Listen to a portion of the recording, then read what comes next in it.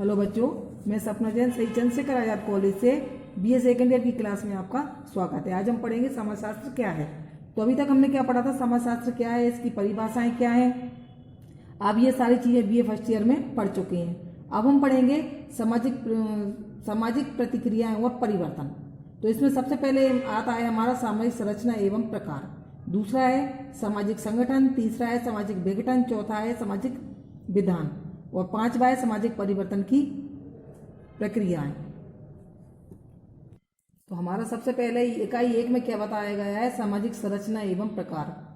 किसी भी तत्व, वस्तु, घटना, संगठन और व्यवस्था का अध्ययन करने को ही हम संरचना का अध्ययन कहलाता है। प्राकृतिक और सामाजिक विज्ञानों के अंतर्गत किए गए जाने वाले अध्ययनों की वस्तु की संरचना और उसके कार्यों को सर्वप्रथम जाना जाता है। संरचना से आशय है उस वस्तु की उत्पत्ति और विकास और उनके कार्यों का क्रमबद्ध और व्यवस्थित अध्ययन करना होगा। समाजशास्त्र समाज का एक वैज्ञानिक और व्यवस्थित अध्ययन है। समाजशास्त्र के जन्मदाता अगस्ट काम्टे ने समाज के अध्ययन को वैज्ञानिक अध्ययन करने की वकालत की है। अगस्ट काम्टे ने समाज के अध्ययन को दो भागों में स्थैतिक और गतिक में बांटा है। स्थैतिक अध्ययन के अंतर्गत हम समाज की संरचना और उसके कार्यों का अध्ययन करते हैं। समाज की संरचना और उनके कार्यों के अध्ययन की चर्चा सर्वप्रथम अगस्ट काम्टे ने और उनके बाद हर्बर्ट स्पेंसर ने इमरानी दुर्खीम की थी। समाजशास्त्र की यह अवधारणा सामाजिक मानव शास्त्र से ली गई है। संरचना शब्द का लैटिन भाषा में स्ट्रक्चर शब्द से बना हुआ है, जिसका अर्थ है निर्माण करना। संरचना का अर्थ है समाज की सभी वस्तुओं का कोई ना कोई एक ढांचा या संरचना अवश्य होती है। प्रत्येक भौतिक वस्तु छोटी या बड़ी हो सकती है, उसका आकार, लंबाई, चौड़ाई होती है। संरचना एक जटिल समग्र होता है जिसमें कई इकाइयां आपस में एक दूसरे के साथ अर्थपूर्ण ढंग से संबंधित होती हैं। संरचना की इन विविध इकाइयों में परस्पर प्रक्रियात्मक एकता होती है और एक दूसरे पर परस्पर निर्भर रहती है। संरचना को इन इकाइयों में सामान्यतः प्रक्रियात्मक, स्थायी और व्यवस्थित संबंध होते हैं। ये सभी इकाइयां व्यवस्थित रूप से एक विशेष क्रम में आती हैं, आपस में परस्पर जुड़कर यह एक जटिल समग्र संरचना का निर्माण करती हैं।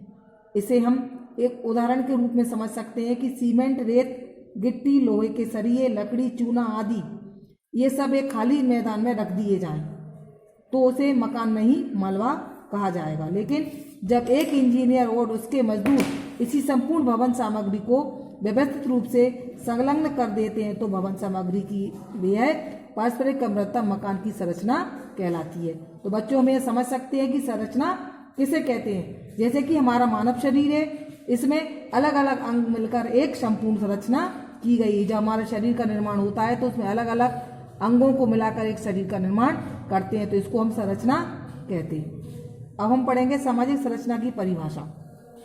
सामाजिक संरचना का अर्थ एक से अधिक इकाइयों की क्रमबद्ध और व्यवस्थित स्थापना करना है। सामाजिक संरचना की परिभाषा विभिन्न समाजशास्त्रियों ने अलग अलग तरह से की है। अब तक हमने पढ़ा कि संरचना का अर्थ, अब हम पढ़ेंगे सामाजिक संरचना की परिभाषा। सामाजिक संरचना का अर्थ एक से अधिक इकाइयों की क्रमबद्ध और व्यवस्थित स्थापना करना है। सामाजिक संरचना की परिभाषा विभिन्न समाजशास्त्रियों ने अलग अलग तरह से की है। नंबर 1, पार्सन्स के अनुसार सामाजिक संरचना परस्पर संबंधित संस्थाओं, एजेंसियों, सामाजिक प्रतिमानों और समूह के प्रत्येक सदस्य द्वारा ग्रहण की गई प्रतिस्पर्धी और कार्यों की। हैरी एम जॉनसन के अनुसार किसी वस्तु की संरचना उसके अंगों के कुछ सीमा तक स्थायी अंतर संबंधों से निर्मित होती है। अंग शब्द स्थायित्व गुण को स्पष्ट करता है। सरल शब्दों में कहा जा सकता है कि संरचना विभिन्न अंगों के अंतर संबंधों से बनती है। मेकाइवर और पेज के अनुसार समूह निर्माण के विभिन्न तरीके संयुक्त रूप से सामाजिक संरचना के जटिल प्रतिमान का निर्माण करते हैं। मेरिस गिन्सगर के अनुसार सामाजिक संरचना का अध्ययन सामाजिक संगठन के प्रमुख रूपों जैसे समूहों, समितियों और संस्थाओं के प्रकार और उनके संकुल से संबंधित होता है, जिनमें प्रमुख रूप से समाज का निर्माण होता है। नंबर 5 है रेडक्लिफ ब्राउन के अनुसार सामाजिक संरचना व्यक्तियों की एक ऐसी व्यवस्था है जो संस्थाओं से संबंधित होती है। अतः सामाजिक संरचना व्यक्तियों की वह व्यवस्था है जिसमें वे अपने संबंधों को संस्थात्मक रूप से नियंत्रित करते हैं, जैसे पति पत्नी के संबंध या राजा और प्रजा के संबंध। समाजशास्त्री ने रेडक्लिफ ब्राउन की संरचना के अर्थ की अवलोकना करते हुए कहा है कि हमें मानव शास्त्र को विज्ञान का स्तर नहीं देना चाहिए। पिचार्ड के अनुसार समाज प्राकृतिक न होकर नैतिक है, इसलिए अपने सामाजिक संरचना का उपयोग नैतिकता, कानून और न्यायपरक मापदंडों के संदर्भ में किया जाना चाहिए।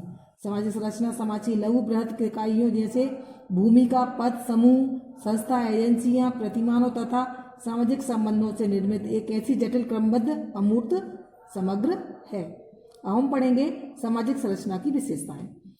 सामाजिक संरचना समाज की एक प्रमुख अवधारणा है जिस पर Auguste Comte, Parsons, Brown, Ginsberg से लेकर मार्टन तक के ने पर्याप्त विचार प्रस्तुत किए हैं। इसके विचारों के आधार पर सामाजिक संरचना को निम्नलिखित विशेषताएं हैं। नंबर 1 है इकाइयों से निर्मित। सामाजिक संरचना का निर्माण निम्न सामाजिक इकाइयों जैसे पद, भूमिका, समूह, संस्थाएं, समितियां और एजेंसियां आदि से सम्मिलित होता है। प्रत्येक समाजशास्त्री समाज को एक अनेक छोटी छोटी इकाइयों में बांटता है। जैसे कि मिलने से एक बड़े प्रतिमानों की संरचना होती है, ऐसे ही समाजशास्त्रियों ने समाज संरचना कहा गया है। नंबर 2 है इकाइयों से निश्चित स्थान। प्रत्येक सामाजिक संरचना की सभी इकाइयों का उनके महत्व और कार्य के अनुसार एक निश्चित स्थान होता है। स्पेंसर के अनुसार कोई भी संरचना जितनी जटिल होती है उसमें इकाइयों का स्थान उतना ही अधिक महत्वपूर्ण और विशिष्ट होता है। वही जो संरचना जितनी सरल होती है उसकी इकाइयों के कार्य, महत्व और स्थान भी उतने ही क्रम महत्वपूर्ण होते हैं। नंबर 3 है क्रमबद्धता से व्यवस्थित। प्रत्येक सामाजिक संरचना में विभिन्न इकाइयां एक निश्चित क्रम में संलग्न और व्यवस्थित होती हैं। सामाजिक संरचना सिर्फ सामाजिक इकाइयों का ढेर या झुंड नहीं होता, बल्कि उनमें एक क्रमबद्धता रहती है जिससे वह संरचना व्यवस्थित, संगठित और अर्थपूर्ण बन जाती है।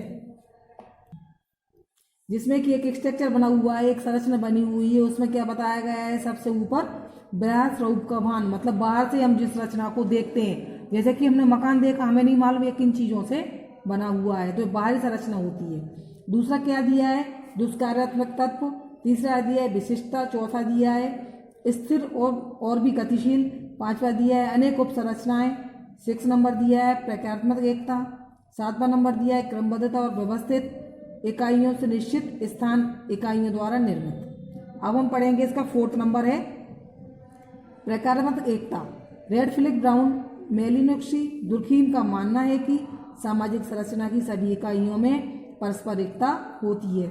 ये इकाइयां एक दूसरे से संगठनात्मक रूप से जुड़ी होती हैं और समाज के लिए कोई ना कोई महत्वपूर्ण कार्य भी करती हैं और प्रक्रियात्मक रूप से एक सूत्र में जुड़कर ये इकाइयां कार्य करती हैं, इसलिए इनमें प्रक्रियात्मक एकता होती है।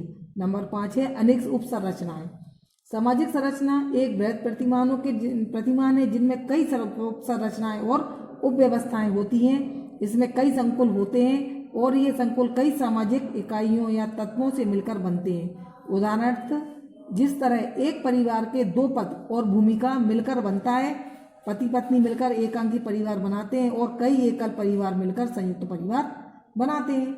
इसी तरह कई संयुक्त परिवार मिलकर एक वंश समूह और कई वंश समूह मिलकर एक गोत्र समूह, कई गोत्र समूह मिलकर उपजाति और अनेक उपजातियां मिलकर जाति व्यवस्था तथा ग्रामीण सामाजिक संरचना का निर्माण करते हैं। इसी तरह भारतीय समाज में ब्राह्मण, क्षत्रिय, वैश्य, शूद्र और वर्ण मिलकर एक जातीय सामाजिक संरचना का निर्माण करते हैं। इसलिए समाजशास्त्रियों का कहना है कि सामाजिक संरचना कई खंडों से मिलकर बनी हुई है, जो एक प्रतिमान खंडों से मिलकर बनी है।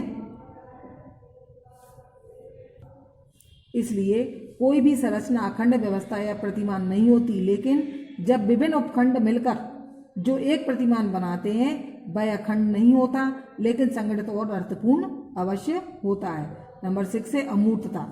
पार्सन्स, मेकाइवर, पेज ने सामाजिक संरचना की परिभाषा में स्पष्ट लिखा है कि संरचना अभौतिक तथा अमूर्त होती है, क्योंकि प्रत्येक संरचना विभिन्न इकाइयों, पद, भूमिका, संस्थाओं, प्रतिमानों और एजेंसियों से मिलकर बनती है और ये सभी अमूर्त होती हैं। इसलिए उनमें बनने वाली सामाजिक संरचनाएं भी अमूर्त होती हैं। अमूर्त और मूर्त समाज के 2 रूप बताए गए हैं। एक तो है मूर्त रूप जो हमें दिखाई देता है, दूसरा है अमूर्त रूप जो हमको नहीं दिखाई देता, जिसकी हम बाहर से देखकर ही परिकल्पना कर सकते हैं।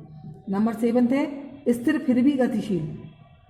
सामाजिक संरचना की व्यवस्था करते हुए मैकाइवर पेश कहते हैं कि समाज और सामाजिक संरचना दिखती तो स्थिर है लेकिन होती गतिशील है, क्योंकि इसमें समय समय पर परिवर्तन होते रहते हैं। धार्मिक परिवर्तन, सामाजिक परिवर्तन, आर्थिक परिवर्तन, है ना, सांस्कृतिक परिवर्तन, हमेशा समय आने पर परिवर्तन इसमें होता रहता है, क्योंकि सामाजिक संरचना में परिवर्तन इतने धीरे धीरे होता है कि हमें पता ही नहीं चलता।